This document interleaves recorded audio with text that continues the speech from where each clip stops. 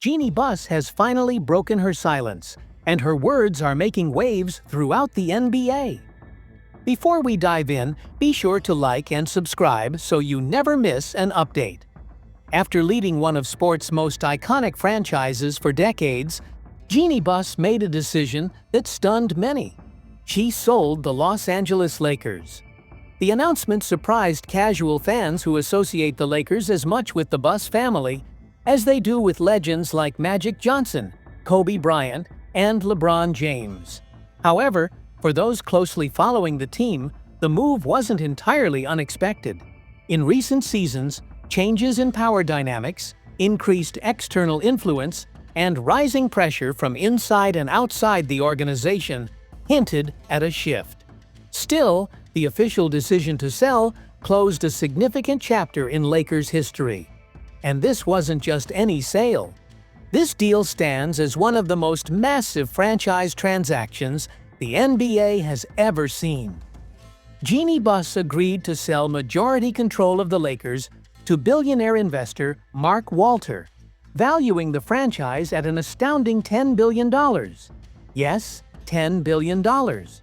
Walter, already a minority stakeholder via Guggenheim Partners and his connection with the Dodgers, won't need to pay the entire amount. But this valuation places the Lakers in a class of their own among global sports teams. For weeks, Jeannie remained silent. No interviews, no press conferences, no public remarks. Now, for the first time since the announcement, she's finally speaking out. She released a carefully worded public statement on social media, later confirmed by major news outlets. Jeannie wrote, "The Buss family is deeply honored to have overseen this incredible organization for nearly half a century.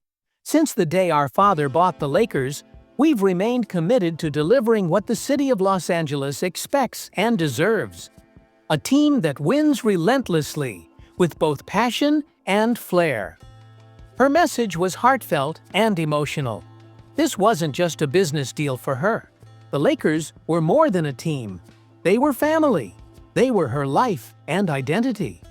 The statement also revealed that the sale is expected to be finalized in the second half of 2025, most likely in the third or fourth quarter.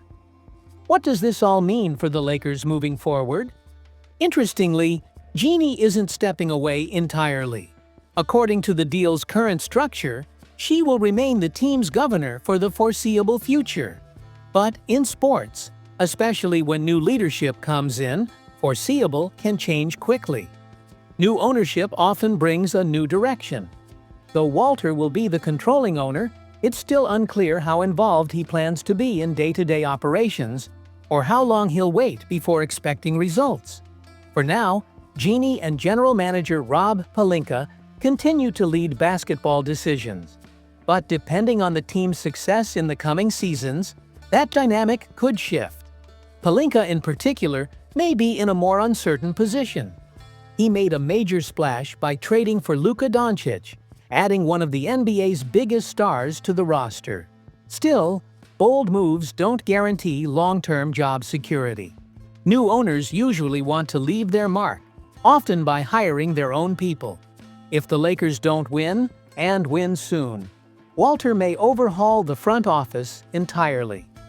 As for Jeannie, her future remains up in the air. She hasn't been involved in other major ventures outside the Lakers. This organization has been her life. She grew up around it, inherited it, led it, and now she's relinquishing control. But she's clearly not ready to disappear. Her emotional message shows she's still deeply invested in the franchise's direction. Her ongoing role as governor, at least for now, suggests she's not stepping aside quietly. Whether her influence becomes more symbolic or remains active is something only time will tell. What's certain is that pressure is mounting. The Lakers are chasing their 18th championship. The roster is built to win now, and both Jeannie and Rob know that success on the court is their best shot at staying relevant and employed off it. A new era is here. The franchise has a new owner, Fans expect results, and Jeanie Buss is fighting to protect a legacy. The next few months will be pivotal. Will Walter take a more hands-on role? Will Jeanie fade from the spotlight? Will the Lakers rise to meet expectations or collapse under the weight of transition? One chapter of Lakers history is closed. A new one has begun. And just like any good story in Hollywood, this one is far from over. Now, let's shift to what could be a bold move in the making. The Lakers may be working on a trade that could launch them into the top 10 of this year's NBA draft. While the rest of the league has been buzzing with activity, the Lakers have remained quiet. They didn't pursue Kevin Durant. They passed on Kristaps Porzingis. Some fans are beginning to wonder, what exactly is the plan? Porzingis would have addressed two glaring issues: lack of a reliable center and declining perimeter defense. But his cost was too high, and the front office wasn't ready to spend significant salary or draft assets on a big man with injury concerns. So the Lakers have stayed patient.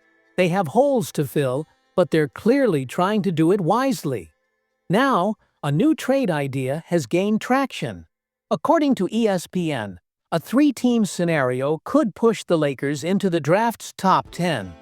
Here's how it breaks down. Brooklyn Nets receive the number 11 pick via Portland and an unprotected 2031 first-round pick from the Lakers. Lakers receive the number 8 and number 36 picks from Brooklyn. Portland Trail Blazers receive Dalton Knecht and a top 4 protected 2027 first-round pick via the Knicks.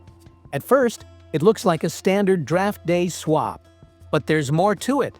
It reveals that the Lakers have their eye on someone specific.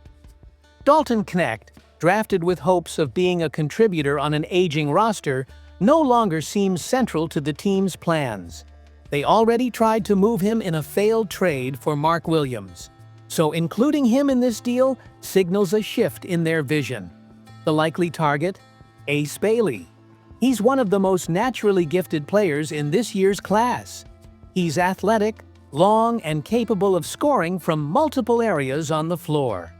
Though raw and facing questions about maturity and readiness, he could fall to number 8. If he's there, the Lakers would be thrilled. He won't have to carry a team immediately. Luka Doncic will do that. Bailey could grow alongside Luka and eventually become a key piece of a future contender. But here's the issue. LeBron James is still around. He's still producing and chasing championship number 18. Every season is a race against the clock. So, does this trade help win now? Not really. If the Lakers go through with it, they're betting on the future. They're prioritizing potential over immediate returns. That decision may frustrate fans, or even LeBron. But this is the balancing act LA faces. On one side is LeBron's legacy. On the other is the long-term future with Luka. In between lies the question: invest in youth or chase one last title now? If the front office believes Bailey can be Luka's co-star for years, they may take the gamble. But if they think they're just one veteran away from contention, they might look elsewhere. It's not just about picks. It's about the team's identity. And with the clock ticking on two timelines, the decision won't be easy. Meanwhile, another surprising move may be brewing. The Lakers are aggressively looking to add a starting center, but that's not their only focus. They're also pursuing a game-changing wing. Since acquiring Dorian Finney-Smith, their defense has improved, but he's more of a power forward and lacks the mobility to guard elite perimeter players consistently. They need someone who can defend multiple positions, shoot from deep, and bring energy. Now Andrew Wiggins has entered the conversation. According to NBA insider Anthony Irwin, the Lakers have already contacted the Miami Heat about a possible trade. For context, Wiggins was traded earlier this year from Golden State to Miami in the deal that sent Jimmy Butler to the Warriors. Now, he may be on the move again. Irwin noted, "Wiggins makes more than I'd like.